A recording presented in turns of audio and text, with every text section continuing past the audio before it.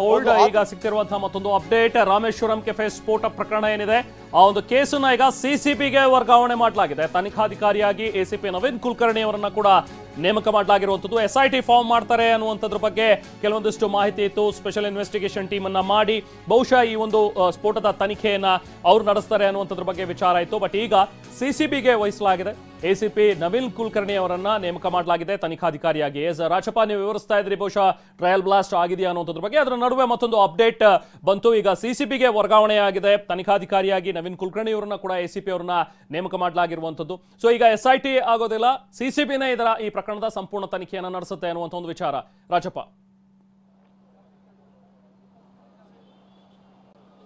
Exactly Raman, ಅಂದ್ರೆ ಯಾವಾಗ bomb blast ಆಯಿತು ಅದೇ ಕ್ಷಣದಲ್ಲಿ ರಾಜ್ಯದಲ್ಲಿರುವಂತಹ ಎಲ್ಲಾ ತನಿಖಾ ಸಂಸ್ಥೆಗಳು ಸ್ಥಳಕ್ಕೆ ಬಂದು ಪರಿಶೀಲನೆ ಕೂಡ ಮಾಡಿದ್ರು. ಸಿಸಿಬಿ ಅಧಿಕಾರಿಗಳು ಒಂದು ಪ್ರತ್ಯೇಕ ತಂಡ ಅಂದ್ರೆ ಯಾವಾಗ ಬಾಂಬ್ ಬ್ಲಾಸ್ಟ್ ಆಯಿತು ಆ ಸಂದರ್ಭದಲ್ಲೂ ಕೂಡ ತನಿಖೆನ ಮಾಡ್ತಾ ಇದ್ದು. ಅಂದ್ರೆ CCB DCP crime 2 Srinivas Gowda ಏನಿದೆ ಅವರ ಒಂದು ತಂಡಕ್ಕೆ CCTV ಒಂದು ಪರಿಶೀಲನೆ ಹಾಗೆ ಆರೋಪಿಯನ್ನು ಬಂಧಿಸುವ ನಿಟ್ಟಿನಲ್ಲಿ ಒಂದು ಜವಾಬ್ದಾರಿಯನ್ನು ಕೂಡ ಕೊಡಲಾಗಿತ್ತು. ಅದೇ ಒಂದು ದಿಕ್ಕಿನಲ್ಲಿ ಈಗಾಗಲೇ HL ಪೊಲೀಸ್ ಠಾಣೆಯಲ್ಲಿ ಏನು ಬಾಂಬ್ ಬ್ಲಾಸ್ಟ್ಗೆ ಸಂಬಂಧಪಟ್ಟಂತೆ ಏನು ಪ್ರಕರಣ ದಾಖಲಾಗಿದ್ದು ಆ ಒಂದು ಪ್ರಕರಣವನ್ನ ಈಗ ಸಿಸಿಬಿಗೆ ವರ್ಗಾವಣೆ ಮಾಡಲಾಗಿರುವಂಥದ್ದು. ACP ವಿನಯ್ ಕುಲಕರ್ಣಿ ಅವರನ್ನು ಕೂಡ ಸದ್ಯಕ್ಕೆ ತನಿಖಾಧಿಕಾರಿಯಾಗಿ ಮಾಡಿರುವಂಥದ್ದು. ಹಾಗಾಗಿ ಸದ್ಯಕ್ಕೆ ಸ್ಥಳೀಯ ಪೊಲೀಸರ ಸಹಕಾರದೊಂದಿಗೆ ಸಿಸಿಬಿ ಈ ಒಂದು ಸಂಪೂರ್ಣವಾದ ತನಿಖೆಯನ್ನು ಮಾಡಿರುವಂಥದ್ದು. ಹಾಗಾಗಿ ಅಂದ್ರೆ ಈ ಒಂದು ಬಾಂಬ್ ಬ್ಲಾಸ್ಟ್ಗೆ ಸಂಬಂಧಪಟ್ಟಂತೆ ಆರೋಪಿಯ ಸಿಕ್ಕ ನಂತರವಷ್ಟೇ ಅವನು ಯಾವ ರೀತಿಯಾಗಿ ಪ್ಲಾನ್ ಮಾಡ್ಕೊಂಡಿದ್ದ, ಈ ಹಿಂದೆ ಟ್ರಯಲ್ ಬ್ಲಾಸ್ಟ್ ಮಾಡಿದ್ರೆ ಏನು, ಆ ಜಾಗಕ್ಕೂ ಹೋಗಿ ಪರಿಶೀಲನೆ ಮಾಡುವಂತ ಕೆಲಸ ಆಗತ್ತೆ.